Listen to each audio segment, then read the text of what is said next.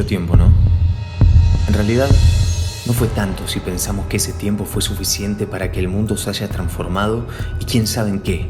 Hasta hace pocas semanas, una América Latina revuelta estaba en las calles y el pueblo discutía el poder político y económico enfrentándose a sus gobiernos.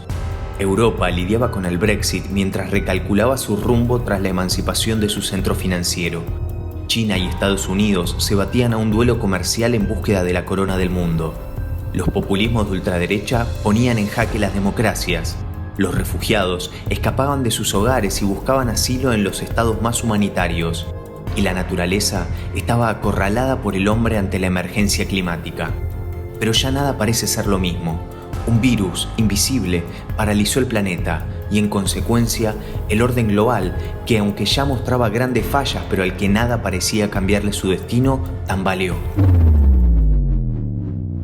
Los mercados, que parecían invencibles y marcaban el pulso de los estados, no pudieron resistir. Las caídas de las bolsas de las mecas de la economía llegaron a niveles históricos. Las comparaciones con la crisis del 30 o la del 2008 no parecen acertadas. Esta crisis no se jugó con las reglas del capitalismo. Fue un jugador externo que vino a patear el tablero, el cuerpo humano. A merced de una pandemia, los mercados que siempre apostaron por la ausencia del Estado regulador tuvieron que dejar de lado sus creencias y acudieron a él como la única alternativa posible para no terminar de derrumbarse. El consumo, la sangre que mantenía vivo al corazón de la economía, se detuvo y dejó expuestos a los más vulnerables del sistema. La mano de obra física no contó con los privilegios de la mano de obra intelectual que pudo, y quizás a partir de ahora pueda, producir desde el refugio de la cuarentena. Los primeros solo tuvieron dos opciones: enfrentar al virus en las calles para llenar el bolsillo o encerrarse para ver cómo se vaciaba su heladera.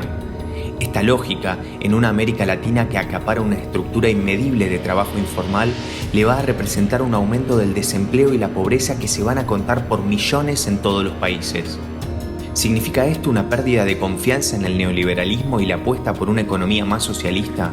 Probablemente no, pero no quedan dudas que debates como el del salario único universal llegaron más rápido de lo esperado. Fueron los estados los que tuvieron que arremangarse para enfrentar esta crisis y asumieron el control. Inclusive, asemejándolo a una guerra, dictaron órdenes que barrieron derechos individuales que parecían sagrados en las democracias occidentales. No hace mucho, Facebook, Estados Unidos y Rusia estaban envueltos en una condena mundial por haber usado datos personales para influir en las elecciones que dieron a Trump como ganador. Hoy en día, esos datos parecieran no tener valor frente al miedo del contagio. ¿De dónde venimos? ¿A dónde vamos? ¿Con quién? ¿Cuál es nuestra temperatura? ¿Nuestra libertad? Todo pareciera justificado. Los poderes extraordinarios de los gobiernos crecieron a niveles inimaginados en cuestión de semanas sin ningún reclamo de por medio. El día de mañana, este poder adquirido podría sostenerse para transformarse en estados autócratas, con la potestad de cerrar fronteras y alimentar la xenofobia en pos de los propios intereses. O en estados tecnócratas, que tomarán decisiones en función de los datos personales masivos que le brinde la propia ciudadanía, derribando los muros de la privacidad. La palabra de la Organización Mundial de la Salud nunca fue tan escuchada. Sin embargo, ese poder simbólico no se trasladó al poder real. Con miles de infectados contabilizados, todavía hubo quienes se rehusaron a aplicar sus recomendaciones y creyeron en sus propios remedios, inocuos para la propagación del virus. Pareciera que las recetas dependieran del pasaporte de cada ser humano, en contraposición a un ideal de una atención médica global. A pesar de las advertencias de los científicos, nadie se había preparado para una nueva pandemia.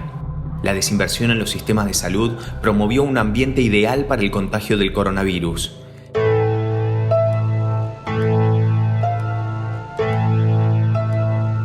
Las imágenes de los muertos en las calles, los hospitales colapsados y los mensajes de los países con incontables números de contagiados alertaron a los estados a tomar cartas en el asunto e invertir miles de millones de dólares en ciencia. Lo que no había conseguido la voluntad política, lo consiguió una amenaza invisible. La amenaza derivó en el aislamiento de un tercio del planeta. La libertad constitucional de transitar libremente se vio mutilada de un día para el otro. La movilización más grande como especie la estamos construyendo desde el encierro.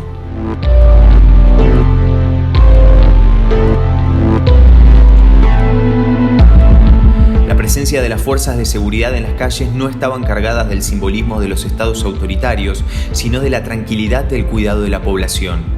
Desde el encierro, las personalidades se construyen en función del acceso a la conectividad. Somos lo que nuestra comunicación permite. El derecho a una vivienda digna también se expuso desde el preciso momento en el que las facilidades de cada hogar permitían distraernos o no de la soledad, de la realidad o de uno mismo. Y también ahora quizás entendamos que el encierro sea un castigo suficiente. La ausencia del ser humano en la superficie del planeta evidenció que no somos imprescindibles, sino más bien tóxicos.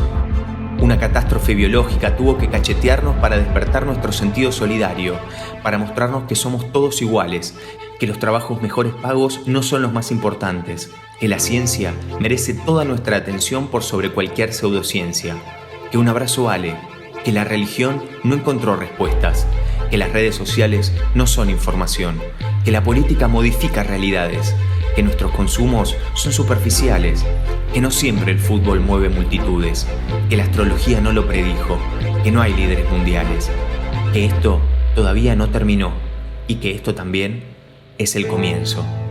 Bienvenidos al futuro de la humanidad.